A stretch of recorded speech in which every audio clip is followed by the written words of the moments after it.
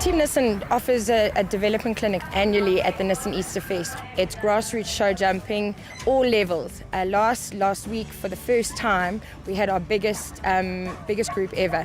There were 30 competitive riders, oldest being 42, youngest being 8.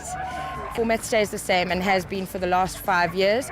Barry normally hosts the top level of the juniors and adults, which is normally about 1.20 m. This year the top level was 1.10 m, and the rest of the team does the youngsters. And this year it was 50s and 60s were our littlies. We then had 2 development initiatives come from the northwest, so we actually had a total of 75 people here last week.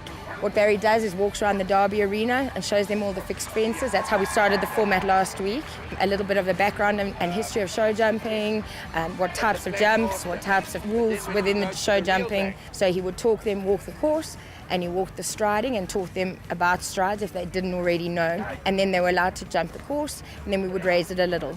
And then we end off the day with a handout, which is Team Nissan initiative, which is the second-hand clothing handout.